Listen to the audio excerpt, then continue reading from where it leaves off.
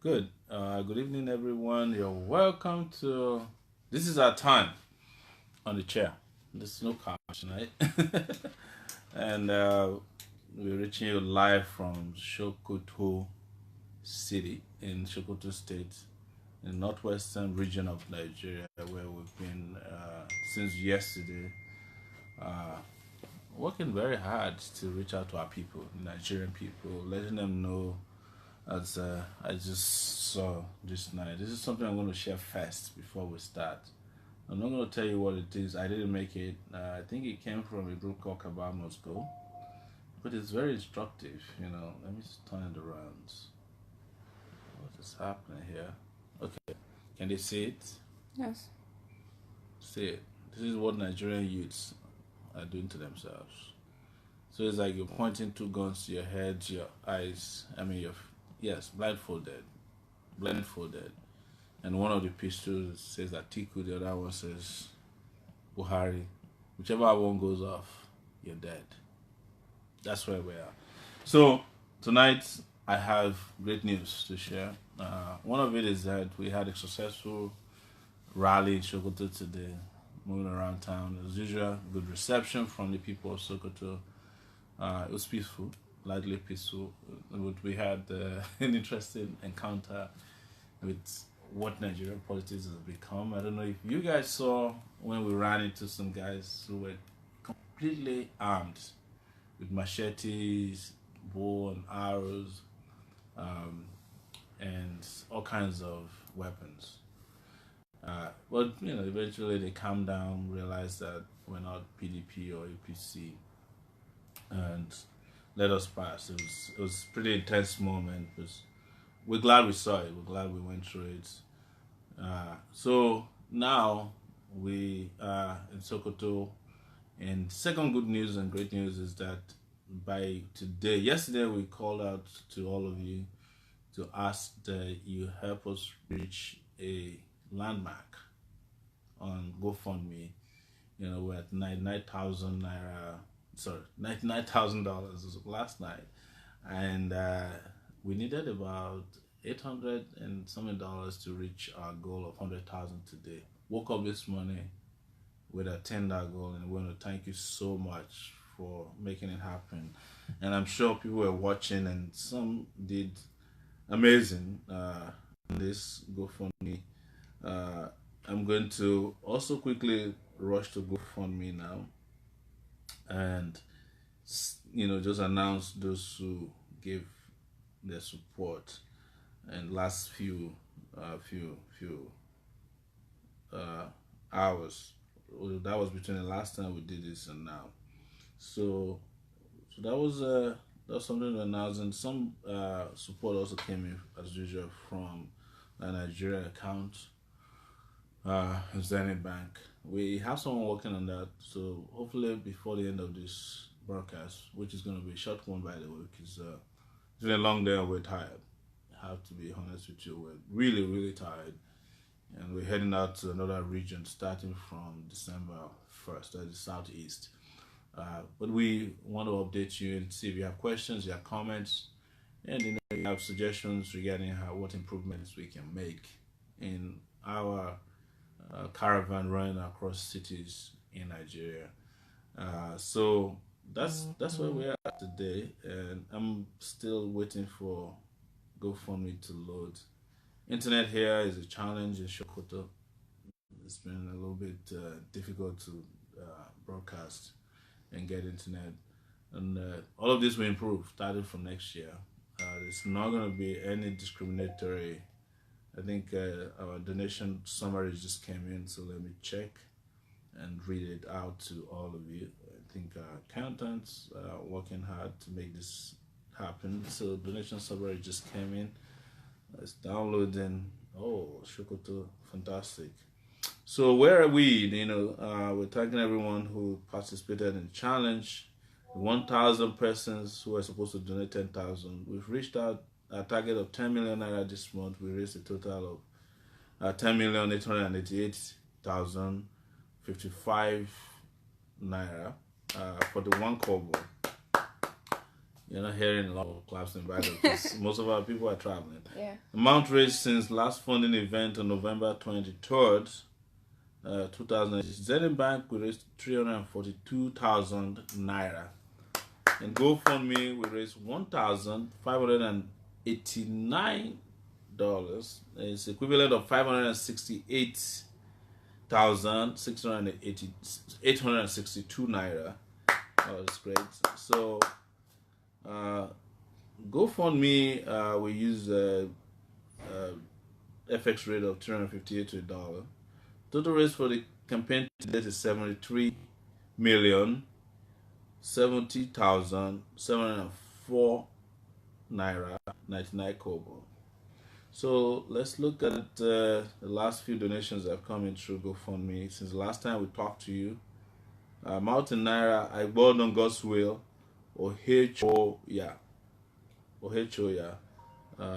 Sorry there. We donated 900 naira. Kevin Obemudia, 10,000 naira. Tumadu Ajike Ogunsulere, 10,000 naira. Olunuga Adeni Ade, 10,000 naira. Adekomi Sunday Adewumi, 10,000 naira. Elesomi Jesulayomi Godwin, 30,000 naira. Edu Alexander, 20,000 naira, 207 naira. Magodo Osas Anthony, 5,000 naira. Amu Ryan Efe, 1,000 naira. David Moses, 1,000 naira. Ailende Elijah Osamengbe, 10,000 naira. Sheriff Energy Shadu, 20,000 naira. Adebayo Bolahon Ganiyu gave us 300,000 naira. Woo! Oladapo Richards, 10,000 naira. So with regards to GoFundMe, Kumbo Boboy gave us $15. Shimeodo Uche, $454. Ariola Elendu, $10. Famata Abacha, $30. Folake Olalere, $15. David Maje Kodumi, $300. Kunle Oguneye, $50. Adeola Davis, $50.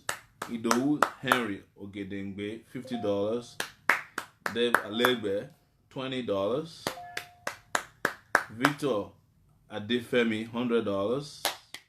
Saib Taiwo, $40. Eleshi Osoeke, $50. Goody Iluebe, $100. Thomas Ladinyo, $100. Grande Giovanni, $50. Yinka Sadiku, $100. Julius Okoje, $20. These are the people that made it possible for us to reach our $100,000 donation mark at this point. So our special donation, 50K and over, special mention is Adebayo Bola Hogani, 300,000, and David Majekondomi, who gave us $300, which is equivalent of 107,400 naira. Thank you so much. So that's from our accounting perspective regarding the donations that have come in the last few hours that made it possible for us to reach that magic number. It's amazing. Thank you so much, everyone, for making this a possibility. We continue to need your help. We do really need your help, and in doing so, we're going to keep you updated regarding how we're moving around and how we're changing the narrative in Nigeria and how we're doing new politicking and how we're reaching new populations of people who otherwise don't want to vote, who have become disillusioned or depressed or anxious about the future. So many people are disillusioned about the present. Several people are anxious about the future, but most people are depressed about the past. So somewhere in Sokoto today, we met people who said, who are you guys? I hope you're not APC and PDP because we're tired of them. No, we're not APC and we're not PDP. And we're the new guys, we're the new kids on the block. And you cannot afford to be tired of us because we have great ideas, we have fresh ideas, we have new initiatives to make this country work and work for all of you and make this country a fantastic place, a livable place, a place where you can get health, education, and live comfortably without having to resort to desperate measures of looking for a way to get out through the Mediterranean Sea, of getting yourself into things that you otherwise would never do, or seeking for salvation where there is none. So that's what we're about. This is what our political party, the African Action Congress, is about. That's our movement is about. That is the Takeitback movement. All of this I've explained to you, described to you, summarize what the future is going to be like, and in ways possible, we have also made them available to you in ways that are very, very consciously understandable. So here we are again in Sokoto, and next we're moving to the southeast. Well, we need your help. We need your help so that we can really, really continue to shake the table, and we're shaking the table. Don't forget, not only do we reach out to a lot of people with your donations, but the people in government, people in power, the political elites who have destroyed Nigeria are also watching. Each time they see a donation, they have skip. They get scared that people are not only discussing them in hallowed chambers, in their living rooms, in beer parlors, on their campuses. They are also doing something about it. This is the first time people are making political donations to oust another that they truly, truly detest. And that means a lot. It means a lot. It means a lot that they see numbers, they see that Nigerians all over the world are making donations, and at home are making donations. No matter how little you think it is, 1,000 naira, whenever it is announced on our show, whatever it is sent by the political elites, scares the heebie-jeebies out of them. Because they think you're there to take from them, but to find out that you are giving the little you have so that you can oust them from power, it's something that has never happened before in the history of this country. And we must congratulate you, those who are doing it actively, for doing your best, for giving your best, and no matter how little or how big it is, all of you are equal before the eyes of our movement. And we know that there's somewhere in your heart that is driving you to give to the movement, instead of just using the money to do whatever you could have done with it, which has nothing to do with the movement of this nature. So we appreciate it. We appreciate the numbers, we appreciate the support, particularly considering that, as time goes by, we're getting more support. It's getting bigger, and bigger and better. So, well, don't let us forget to remind you that our goal is to reach $2 million. And we've asked for 400 Nigerians. We mean it. 400 Nigerians to give us $1 million each, so that we can have bulk money to purchase, t-shirts, mobilize people logistically, get hats, print posters, flyers, get buses out there to tell the story in print, banners, and also have billboards, do radio jingles. All of this are the ways we can reach every nook and cranny of Nigeria, especially in those places that we may not be physically present. But we will try to do the best we can to do 100 events between now and February 16th, or whenever election campaigning is stopping. Ensure that we reach everybody. People say they haven't heard from us from Kwara Namoda in Zamfara State to villages and towns in Bayelsa State, in Ekpe, in Kwara State, Barutan, everywhere. We want to be able to reach you, either by radio, TV, posters, billboards, banners, or maybe even sight our vehicle, or you hear our community organizers knocking your door. This is the idea. We're doing something that's never been done before. That's what we did with the town hall meetings, and they were really successful. We took every question everybody threw at us, both at home and abroad, answered all of them before we moved to the next stage, which is the visibility that our political party, our logo, and our candidates and need. So thank you so much. I'm trying to figure out if there are questions waiting. Yeah. Yes, please read the questions to me. Abel Ebenezer is asking, what do you have to say about the recent increase in salaries in the Nigerian police force by the current government? We haven't seen it yet, but we know that this is a period for political bribery of, every sector or section of Nigerian populace that they think they can use to deceive people.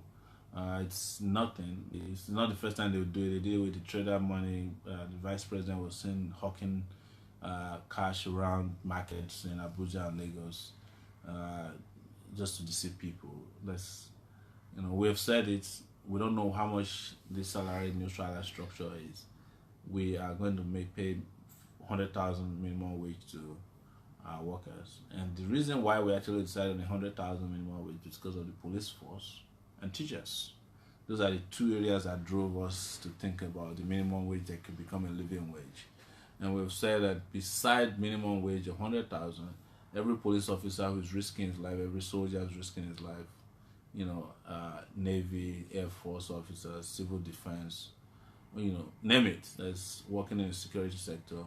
We also have a life insurance policy and make sure that if anything happens to them, their families are not left to fend themselves, left at the mercy of the vagaries of our economic system and weather, that they're not kicked out necessarily from their accommodation, but they're able to take care of the families they leave behind.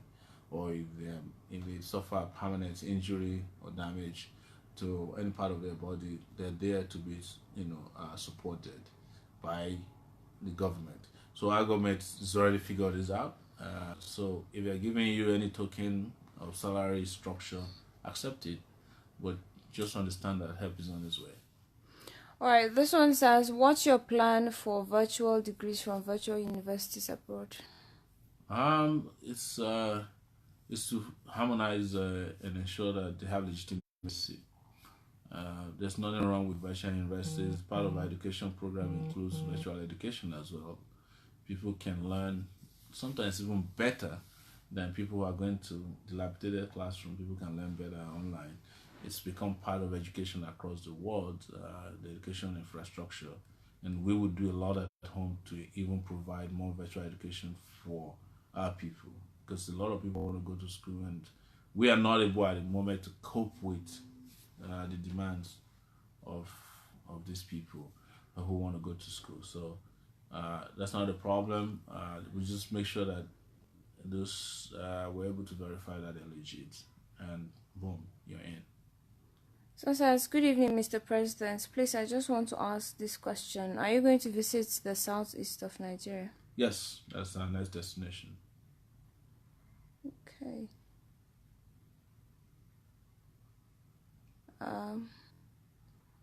No questions for now. Okay. No more questions. Okay. So then we're going to donations and donations. I want to see if we want to. We're still asking if anybody's out there who can afford to donate $1 million naira, not dollars. Well, if dollars, that's even better. If we can get $1 million donated by one person, then we'll just have $900,000 to go more, and we can really dig in. We mean it when we say that with little we can do a lot. We mean it seriously, and we have been able to demonstrate that so far. Whomever has invested in this movement and the presidential campaign of Sowore understands very well that we know how to manage little to achieve big. We came into this campaign, we're probably one of the last presidential aspirants and then eventually candidate that came last into the race. Some other ones have been around for 2 years, some a year ago or more now. But we've made the most impact. We created the biggest bank, and you guys are our witness. And we did so with your support and encouragement, and nudging. You have been nudging and nurturing us in this race, and we really appreciate it, especially people from across the world. We're seeing donations now, actually from non-Nigerians, which is amazing as well.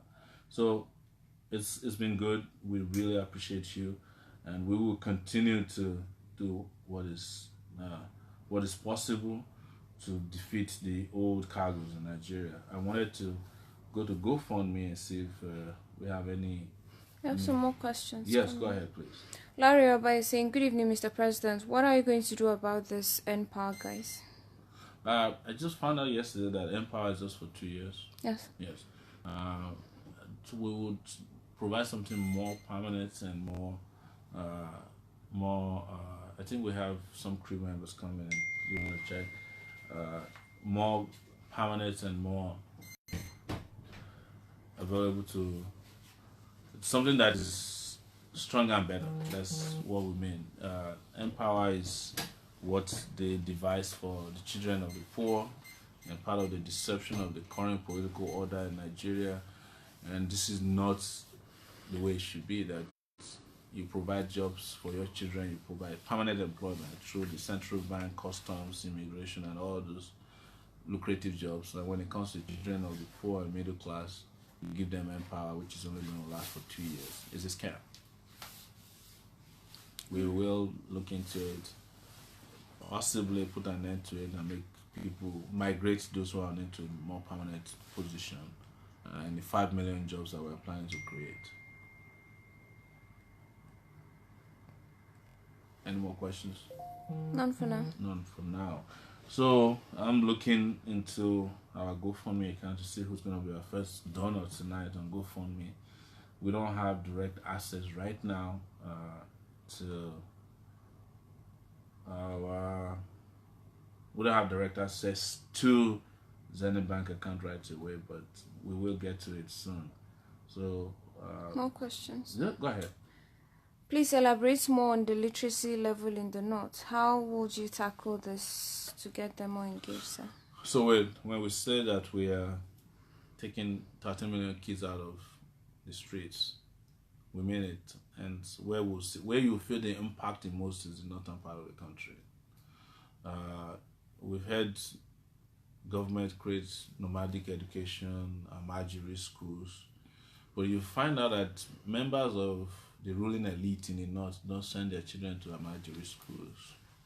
These schools are discriminatory schools created for the children of poor people, so that they can keep them perpetually in that educational system that is subpar. If you look at it, most of the leaders of Nigeria who came from the north, they went to real colleges. I've heard about Barewa College, which produced a lot of former head of states. It wasn't a Majiri school. It was a school, that was, I think, secular in nature, and that provided great class education. You find the children of Buhari, they are not going to a Majiri school, they are going to school in London, right?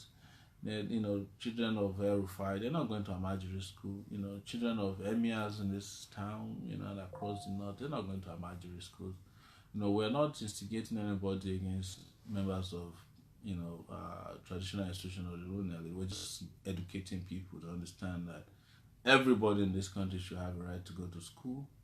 It's, the same schools that their children go to. I mean, the members of the political elite in the country. And that's very important for us. And that is why we chose a vice presidential candidate in the north, who is a clear example of somebody who went to the law school. He went from BUK, he obtained another degree from Leeds University in the UK. And we heard him yesterday, fluently speaking Hausa, speaking English fluently. Brilliant guy. His nickname is Bonasera, Dr.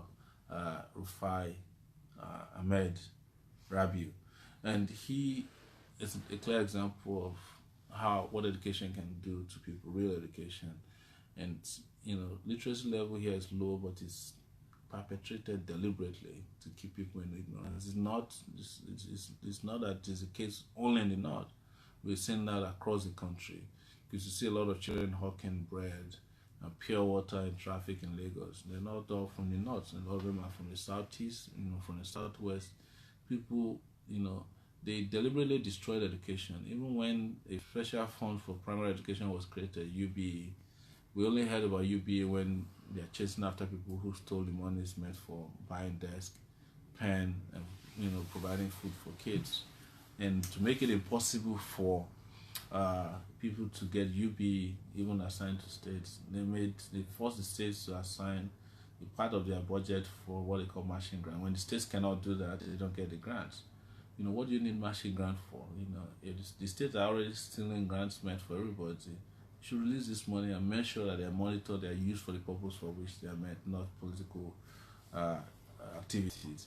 So that's the problem with Nigeria. The moment we bring in this new leadership in the country next year, we will drastically reduce, and you can be able to measure this, the literacy levels in the country across board.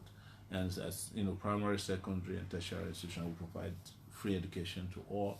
And we have said for university students, because we have to invest in the future, we'll provide study grants of 100,000 per semester. But the only caveat is that when you get that grant, when you're done with school, you work in the public service for 4 years. If you don't, we'll take back.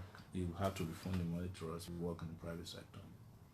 What are your plans for IDP for Nigerians living in IDP camps? Is to permanently relocate them back to their villages by making sure that security is provided. There will be a non-discriminatory strengthening of security across the country. Nobody will be above the law, and there won't be privileged individuals who have right to kill. None under our government. We are going to be tough on crime and tough on anybody perpetrating crime, whether they're civilians, state or non-state actors. That is why we have to strengthen our police force so that soldiers can go to their traditional duties of protecting the territorial integrity of Nigeria and not doing policing work or accompanying wives of generals to parties or grocery stores. Collins Uyaisa says, "Good evening, Mr. President. What are your plans to make sure you correct some lapses going on in Nigeria's immigration, most especially in Nigeria's embassies in diaspora?" Yesterday one of the things we did was to visit an immigration outpost was I not in Zamfara State? Yes, Jibia. Jibia and Zamfara State. And we saw it, our borders are porous. But I know your question is directed at our embassies. One is to streamline all the embassies and make sure that they are made to do the duties for which they are set up. I've lived abroad for 19 years, and you don't need to tell me stories about embassies. The fact that Nigerian embassies are the only embassies they are likely to call on the telephone. Nobody will ever pick up the telephone if you leave a voicemail. If there isn't at all, they'll never call you back. All that will change. A lot of these Nigerian embassies are a representative of the Nigerian state. So whatever you think is wrong with Nigeria is also wrong with Nigerian embassy. In fact, it is so bad that Nigerian embassy in the US, where I lived for 19 years, at the point didn't have an elevator that's functioning, and for a lot of the floors, there's no water running and there's no electricity because they haven't paid their electricity bills. So we fixed all of that and make sure that only people who know what they're doing are sent out to the outpost to represent Nigeria within diplomatic circles and in providing consular services to our citizens and non-citizens who are planning to visit Nigeria. But most importantly, we will strengthen, the possibility of getting visa upon arrival, so that people who need visa don't have to go waste their time there. And Nigerians who carry other passports can arrive without getting a visa, and when they get home, get a passport on time. We will have to also eliminate the corruption that's going on with passport racketeering at various places where you apply for passports, and making sure that you don't only apply for passports at designated immigration centers in the country, but you can also do it at the post office in Nigeria. So you multiply sources of getting passports and you bring them closer to people. So if you can get a passport by applying at a post office and you can pick it up 2 days later, you go there. If you need expedited service to get your passport, you might have designated, then you might need to go to a designated immigration. But if you need it, If you need power for 2 weeks into, you do it. You can go to the post office near your village, anywhere. But we also have to strengthen this post office services so they can process passport electronically. Rita Idozi is asking, what plans do you have to make things affordable? Oh, we have to create an economy that is for all and all inclusive. But most importantly, we said without getting into the production game, you're wasting your time, and you can't get into production without electricity, power, energy. So we have to make power and energy available. You know, I walk around in Nigeria and there are millions and millions of houses, but there are no gas pipelines supplying gas into households. That in itself is an economic agenda there, you know, to just pipe gas to households, cooking gas. That will solve the problem of kerosene scarcity in the country, and you know the price gouging that's going on in selling of kerosene to people, because now every house now meets certain standards, not just any house, will be able to get gas piped into their homes, and then you just need to buy a gas cooker, place it, and somebody set it up, and you have gas, and you can cook all day long. It is funny that a country where people love to cook, I mean really cook, we don't have gas pipes in their homes. That in itself is $1 billion industry, people selling gas to homes. Yeah, and this also will mean strengthening the Nigerian liquefied national gas. LNG. NLNG. All right, natural gas. Yeah. So this you know, we haven't gone there at all. Nobody's even talking about this. That we need to provide millions of homes with natural gas or liquefied gas, whichever gas. You know, now let me go into, because this is something that requires a little bit of expertise that I may not be able to provide right away. But look at that alone, you know, how many jobs will be provided, how that will make the economy. We're still rolling gas cylinders as if we are going camping in Nigeria, 2018. Shame. Harrison Frank Godson is asking what your plans are for prison reforms. Prison reforms, you know how I'm going to say it, will empty the prisons, drain this prison of innocent people. First and foremost, a lot of people are in prison who are not supposed to be in prison. There's a lot of awaiting trial prisoners. We went to Lagos prison at the time. We didn't go there, but we had someone go there and found out that a lot of people were picked up on the street for wandering, an offense that doesn't even exist in our laws, and they're just languishing in prison. So it's to process, you know, criminals faster. You know, it includes also strengthening the judicial system, ensuring that when someone is arrested, to get into a national database registry, and everybody that's arrested in Nigeria, within an hour after the arrest, they must be entered into the system, so that if a family member is looking for someone, we can type a search and see which police station the person is arrested or detained in Nigeria. And also, after 24 hours, that these people are made to appear before a judge if they have committed any crime, or they are released generally, or they are granted bail. And after that, we don't have prolonged trial for offenses that should have been processed and discarded with in a few days or weeks. So that would drain our prison of a lot of people, innocent people in particular. And you know what? Those who are not innocent, but who are currently above the law, and who should be in prison, should be the ones in prison. Hiro Chijioke Onyeberechi is asking, what are your plans for the hospitals? That's healthcare. Yes. We said, and I'm repeating here, 160,000 health workers will be hired for 6 months in office, and these people are going to be found into every nook and cranny of Nigeria, take care of primary health care. We're going to strengthen our hospitals, not necessarily building new hospitals, if you ask me, but ensuring that we provide doctors, drugs, and energy in the hospitals that exist at the moment, provide a universal healthcare system that makes it possible for Nigerians to get a health card so that they can see a doctor whenever they're sick, and, you know, pay our doctors better.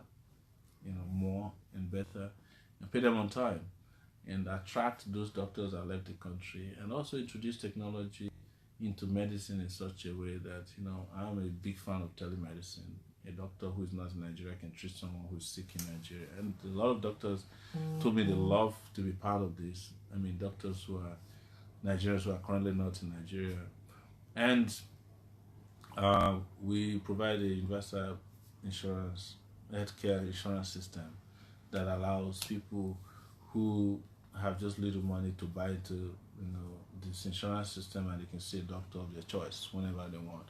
Because sometimes it's great to have public hospitals that are working very well, but it's that should not also discourage private hospitals that are around. If someone has a more complicated issue than the private hospital can take care of, an insurance company to which they sign or insurance card can take care of that. So these are the plans for health, but again, massive investment in health so that we can eliminate a lot of diseases, especially communicable diseases. I hate to know that we're still dealing with malaria, and if you look at my skin, I've been battered over the last 24 hours by mosquitoes. Sokoto mosquitoes are bastards. But the ones in Kano are even worse. Those ones have no shame. I mean, you see a mosquito laying on the fan, just having fun, and you're in trouble after sucking half of your blood. That's what I experienced the last few days. I'm hoping that my immunity will keep standing so I don't fall victim of malaria illness in the next few days. All right. So, yeah. Mark Edu is asking an interesting question. He says, "Good evening, sir. Can you tell us how you missed it?" But he's talking about Yahoo Plus guides and all that. I think he's just referring to cybercrime. Cybercrime is what it is. Cybercrime, right? We already have a cybercrime unit. I think in the police force and also EFCC. When these are duplication of efforts, there should be a particular section of law enforcement agencies dealing with cybercrime, and that should be enough. Not policemen chasing after cybercrime people as if it's the only thing to do in town. Arresting people on the suspicion of being cyber criminals because they have a laptop you have never seen before, because they're driving a nice car, and also it will be also to sensitize people abroad that if someone is telling you that they have an inheritance in Africa of $10 million and you want to be part of it, you're probably a criminal too. Don't entertain those kind of emails. But at home, of course, we have to really fight people who are engaging in any form of financial criminality, and ensure that they are put in their place.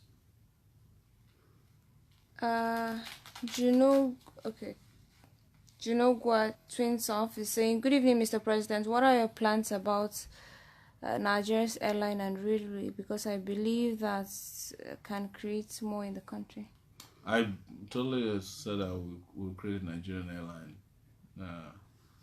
when we come into office. I know the reason why I'm saying so. Some people said it's not profitable. It's not this. But imagine number of airlines that are making profit off of Nigeria. But it's bigger than that. It's not about creating an airline alone. We have to create an aviation hub here in Nigeria that provides huge opportunities for Nigerians who are going to be working in that sector. It's a multi-billion dollar industry. If you can have a hub like Turkey does now, they have in Dubai. Everybody travels through Dubai to elsewhere. Everybody travels through Turkey. So why is it that we don't have a place in Nigeria where everybody can? And Nigeria is like at the center of the world. We're almost on the equatorial zone in the world, so it's easier to travel from Nigeria to anywhere in the world than it is from several other places in Dubai. If you're coming to any African country, you come to Nigeria from the US, it takes you 9 hours. If you're going to Dubai, it takes you 13 hours from the US to get to Dubai first. So if you come to Nigeria to travel to South Africa, you have caught about 4 hours of travel. instead of going to Dubai. And then we'll take you to South Africa in 6 hours. If you go to Dubai, it takes you 13 hours to get to Dubai, another probably 10 hours to get to South Africa. If you're going from Nigeria to Ethiopia, if you're going from the US to Ethiopia, if you travel directly to Ethiopia, it takes you 13 hours. Right? If you come to Nigeria first, we can take you there also in 13 hours. Right? So I'm just doing calculations. That's why I'm not looking directly into the camera. Like my head is working like a calculator. Right. And if you want to go to South America, places like Brazil, the same thing. You want to go to a lot of African countries. Nigeria is the most central place to be. So we'll create an aviation hub apart from an airline in Nigeria. Prince Wiz is asking, good evening, sir. What will be your decision on those who have been to Italy and other parts of that country and are suffering? Well, whatever we can to bring back our suffering citizens, we'll do it. It's part of international diplomacy to make sure that it's not only in Italy. If you think you're suffering in Italy, go to South Africa where Nigerians get indiscriminately killed and discriminated against by xenophobic South Africans. You go to Ghana, Nigerian businessmen are being discriminated against. Nigerians are being mistreated everywhere because practically we don't have a government. I had an experience in Dubai. I was coming from, I think, Australia. Had a hand luggage that weighed a little bit. And they forced me to pay extra. Because and I could tell I was only the Nigerian departure gates that had this kind of discriminatory practice. When I was going to Australia, I had the same set of bags. Nobody even asked me. They were nicer to me. They said, how can we help you? Do you need help? And when we got to the Nigerian departure lounge on our way back, we found some of the nastiest people, and it's the way they treat us because, these people don't have a government that will do anything to us. If we had government that represent us well, we'll be treated differently. No questions for you. No more questions. I'm trying to figure out if... Rita is saying, great campaign from Dr. Malcolm today. Credits to him. Yeah, I just said Malcolm did well. Malcolm is in town. Welcome, Malcolm. I haven't seen him yet. But if you get this message and you're watching me, give me a call. So Awosika Dotex Mon just donated $35 on GoFundMe. Thank you. And Harry Ola just donated $100 on GoFundMe. Thank you. So we now have $135 since we started this show on GoFundMe. I don't think anything has come through Zenith Bank yet. If we do, we'll know and we'll announce it. Trust me. Thank you so much, everyone, for staying true to your commitments. Yeah. You're asking for a WhatsApp number. My WhatsApp number is 0818 823 7529. 0818 823 7529. And if you have made any donation through Zenith Bank since we started and we haven't announced your name, you can announce it yourself and we'll pick it up from there. And if you want to make any pledge between now and the end of the month, if you want to make any pledges that you follow through. A lot of people made pledges that they didn't follow through. We know you, but this is not. We're not going to shame anybody because we don't know what your circumstances are or have been. So if you did and you forgot or you remember, please do redeem your pledges. But you want to make a pledge till between now and the end of November, please do so. We'll really appreciate it. Thank you so much, everyone. Do you have any questions? None yet. We have some people in the house who are just yawning and plain tired. So no any donation so far. That's according to our accountants who are monitoring spirits. Someone is asking what your plans are on import duty. Import duties, there won't be waivers for anyone except in special circumstances. We need to collect all our waivers. That's one of the areas where they're killing our economy with waivers. Waivers, no more waivers. So today we have 15 minutes more. We want to see if we can have people making pledges. A lot of questions today. I appreciate it.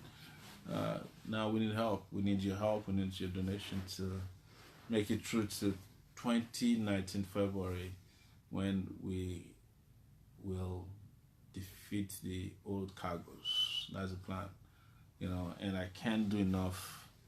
Looking at what Instagram had here today regarding this article at Abubakar and Buhari peace too. Someone is asking if you have plans to work with Innocent Motors so that we can start assembling our own cars here in Nigeria. I think they're doing that already. Whoever needs to be motivated, whichever businessman or business idea or innovation we need to take to make Nigeria become a nation that produces a lot will be done. Definitely, we will definitely support ideas that work. What are your plans for the fiscally challenged in Nigeria? We answered it several times. We said, make every public building owned by the federal government wheelchair accessible. We will create a situation where people who are disabled, once they are verified, can access grants and support in a social security kind of form. 50,000 per quarter starting with, and so every year a handicapped person will be able to take home about 200,000 naira, which can support. It's not enough, don't get me wrong, but it's a good starting point. Right now, nobody's even talking about our special populations, people who have physical or even sometimes mental disabilities, and they deserve every support there is to give, and we will do so. And also in the employment sector, we said if for every 10 federal sector jobs that are advertised, because we will advertise all jobs, we will make 2 available to persons with such malfunction. Any questions? So, this one is asking, how will you fix the issue of internet? Oh, internet is so easy these days. We're just not able to get our internet right because we have given up on doing the regulatory rules that we need to do. So the phone companies are taking us for a ride. You remember on this show months ago, I was discussing how MTN was ripping Nigeria apart, how they were taking monies away without proper accounting, and eventually, after we shouted and shouted, the Nigerian government did now impose fines on MTN, and they want to retrieve back some of that money. So what I would do is not only to retrieve the money back, but make sure that internet in Nigeria is not more expensive than that of America. In the US, with $50 a month, I'm able to get unlimited internet, unlimited text messages, voice, talk. $50. In Nigeria, with $50, you cannot get enough internet in one day. If you're not careful, you can finish $50 in one day just on buying credit. $50 is about 20. No, that's like, is that not? But not even up to 20,000 naira. Yeah, and that can easily finish in one day in Nigeria. So if you are not careful, you can spend $50 every day. You multiply that by 10, you already have 500. Multiply that by 20, you already have $1,000. You divide by 30 days, $1,500 on just buying, phone credits in Nigeria. Topping up, it's crazy. That must end. It must change. Nigeria has the most expensive internet and phone in the world. Any more questions? Pledges. And please share. How many are we now? 467. Wow, impressive. That's not bad. Anytime I see that, I feel good. So, but this is what you can do. We're at 467. No more questions. Okay. If you're not able to make any pledges, you can at least do this for us. Copy our GoFundMe account link and put as your status update today, please. and push it to all your friends. Share it with all your friends. Put it as a status update and share with all your friends. That's our GoFundMe, so that more people, and also copy our Zenith Bank account 100-602-3871 100-602-6871, and paste it as your status update in addition to the GoFundMe link. All right, GoFundMe is gofundme.com/Sowore 2019. Thank you on that one. I have we more have any questions. questions? Yeah. Terry Roberts is asking, Mr. President, how are you going to clear our polluted waters and land in the Niger Delta area? I've been an environmentalist all my life, in addition to being a human rights activist, a media activist. So I've been clamoring in addition to other things, that the Niger Delta environment needs to be completely cleansed of pollution, of a lot of things that have destroyed the environment, and also cleared of practices that are not in accordance with global practices by oil companies who are mostly not from here, including local ones. Is we have to introduce a pollution tax, that are geared towards ensuring that people who are likely to pollute the environment pay taxes that can be used to clean up the environment, even when their companies are no longer in existence. So this will make them sit up, and the more you pollute, the more your premiums go up. The more your taxes go up, and we'll find a way of finding this out. But for the places that have been polluted already, we have to, according to what the United Nations did, spend the amount of money required. Some of them that has been set aside and put aside already in cleaning Golden Land and other parts of the Niger Delta region. Not cleaning with cutlasses or rakes. That's not how to clean the kind of pollutants we have there. Some of them are so toxic that they require expert intervention, and we must bring in all that is needed to pollute the areas.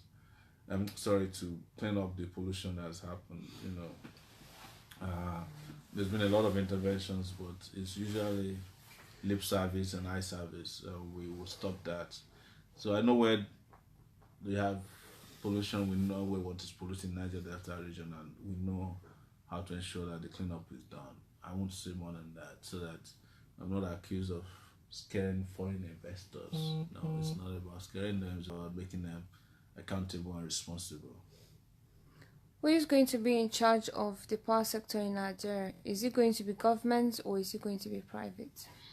People talk about power sector or any sector as if the moment government hands off, everything will be alright. But what you discover about the power sector in Nigeria is that even when the government is handing off, the power sector people that bought the discos, as they call them, are all benefiting from government largesse. In fact, most of them are people who are in government, or government people who are using